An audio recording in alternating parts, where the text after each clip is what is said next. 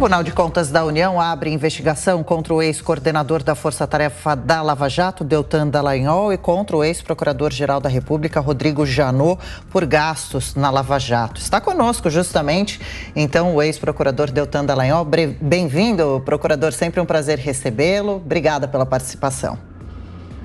Bom dia, Adriana, Thiago, Salles, Amanda. Uma honra estar com vocês mais uma vez. Obrigada. Procurador, o TCU está certo em investigar esses gastos? Eles foram abusivos ou necessários para os trabalhos da Lava Jato? Como o senhor recebe mais essa notícia? Adriana, o que o Tribunal de Contas da União está mostrando com essa decisão é que se tornou perigoso combater a corrupção no Brasil. As diárias pagas, elas foram legais, qualquer empresa entende isso. Quando você precisa trazer pessoas de outros estados, de outras cidades, para Curitiba, para trabalhar, e essas pessoas vêm e voltam, você precisa pagar as passagens, você precisa pagar o hotel, você precisa pagar as despesas dessa pessoa. Qualquer empresa faz isso, isso está previsto na lei. Ou seja, a Lava Jato seguiu um modelo previsto na lei. É isso que as empresas fazem, é isso que a lei determina, e isso que viabilizou a Lava Jato. Todos os procuradores gerais da República que atuaram nos últimos anos, todos os secretários gerais, todos os procuradores-chefes, a auditoria interna do Ministério Público Federal e a área técnica do próprio Tribunal de Contas da União falaram que essas diárias, essas passagens foram legais, foram perfeitamente corretas. E mais, elas foram o que viabilizou a recuperação de 15 bilhões de reais na Lava Jato. Ou seja, num cálculo de economicidade, elas foram boas para o interesse público. E aí você tem uma área política do Tribunal de Contas, você tem um ministro que, segundo a imprensa, é apadrinhado de Renan Calheiros, é um ministro do Tribunal de Contas que estava lá no jantar de lançamento da pré-candidatura do Lula, que busca dar um direcionamento para isso, e em relação a mim, que não tenho nada a ver com o pagamento e recebimento dessas diárias. Eu não recebi as diárias dentro desse modelo, eu não determinei pagamento, eu não era ordenador de despesas, ou seja, eu não tinha a caneta na mão para pagamentos. O que eu fazia era trabalhar em investigações e processos como os demais procuradores.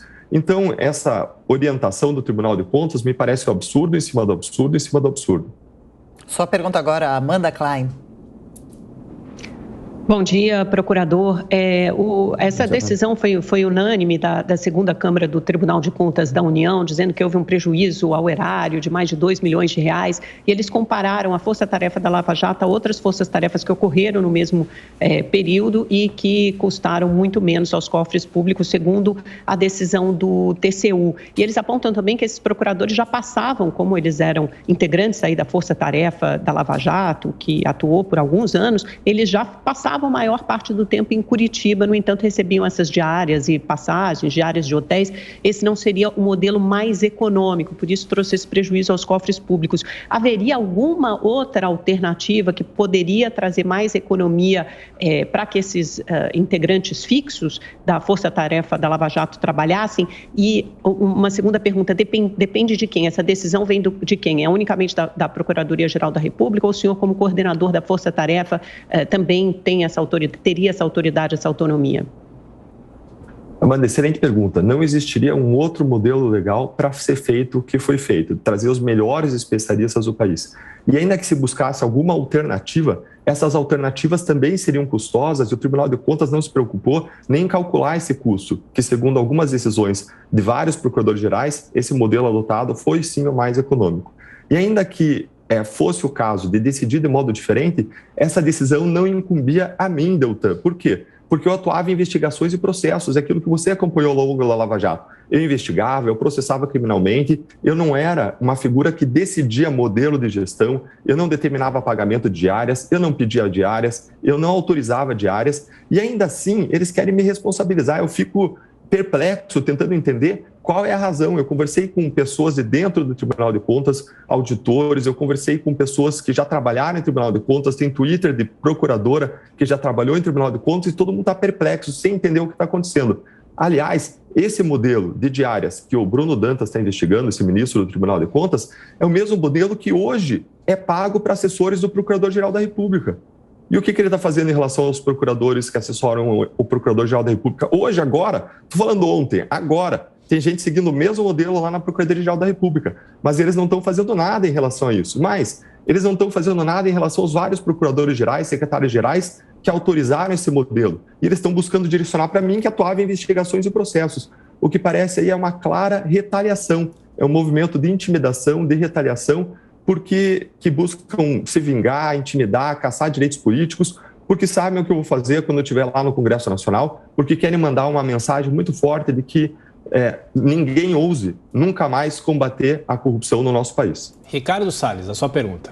Deltan, bom dia. Justamente essa colocação que você fez agora a respeito da sua provável, quero crer, eleição à Câmara Federal, como você prevê e como você visualiza a possibilidade de articulação, de efetividade do seu mandato diante de um momento e de uma situação de tamanho antagonismo com essas forças que você acaba de descrever, né? Quer dizer, em outras palavras, você não acha que essas mesmas forças vão fazer de tudo para inviabilizar qualquer efetividade do seu mandato parlamentar? E como é que você faria em relação a isso? Salles, é uma excelente questão. Quando eu saio do Ministério Público, tomo essa difícil decisão e decido ir buscar mudar o sistema de dentro, mudar e fazer as decisões onde elas realmente acontecem, é onde você pode acabar com o foro privilegiado, é onde você pode estabelecer a prisão em segunda instância. Quando eu decido dar esse passo, eu tenho plena consciência de que Deltan sozinho, ainda que me candidate e venha me eleger, outras pessoas como você, Salles, pessoas que querem combater a corrupção, que querem mudar essa realidade, se forem para lá, nós sozinhos não vamos conseguir fazer a mudança completa. A gente precisa que a sociedade invada o Congresso com mais de 200 parlamentares de diferentes partidos que tenham qualificação, que tenham compromissos básicos. Por isso, eu tenho apoiado um movimento da sociedade civil que vai ser lançado em breve. Várias pessoas estão se articulando para um movimento suprapartidário para colocar no Congresso Nacional mais de 200 deputados e senadores que tenham 3 compromissos básicos. Primeiro, redução ou extinção do fundo eleitoral bilionário. Em segundo lugar, combate à corrupção, fim do foro privilegiado, prisão em segunda instância. E, em terceiro lugar, pessoas que se comprometam a uma preparação política de pelo menos 100 horas aula a cada 2 anos, ou seja, preparação e reciclagem política. Porque a gente quer que quem esteja no Congresso Nacional esteja preparado para enfrentar os grandes desafios do Brasil. Então, eu concordo com você. Concordo com você. A gente precisa de uma grande quantidade de pessoas para que a gente possa mudar o Brasil. É no Congresso que grande parte das decisões do país acontece. Procurador, nosso tempo é escasso. Uma última pergunta, em 30 segundinhos, por favor. O senhor acredita ainda na viabilidade de Sérgio Moro concorrer à presidência da República? Tiago, eu não tenho entrado tanto no debate da eleição presidencial porque esse debate polariza. Quando a gente concorda tanto no que a gente precisa para o Congresso Nacional, tem uma grande área de convergência e a gente não tem lá. Se a gente colocar esses 3 requisitos que eu mencionei para a eleição de congressistas, você não tem 30, 50 pessoas na Câmara dos Deputados que preenchem esses requisitos. Então, o que eu tenho feito é chamar a atenção para a gente construir um bom Congresso, porque não importa qual é o presidente da República que você queira lá, ele vai ficar refém do Congresso Nacional, refém de corrupção, de fisiologismo, de toma lá da cá, de práticas espúrias, se a gente não tiver um bom Congresso Nacional. A gente vai continuar acompanhando esses assuntos que envolvem o senhor, viu? Mas obrigada pela participação. A gente conversou aqui no Jornal da Manhã com o ex-procurador Deltan Dallagnol. Boa quarta-feira, até uma próxima. Obrigada mais uma vez pela gentileza de nos atender. Obrigado, eu que agradeço. Adriana, Tiago, Salles, Amanda, um prazer sempre estar com vocês. Um grande abraço. Abraço a todos os ouvintes e telespectadores. Abraço.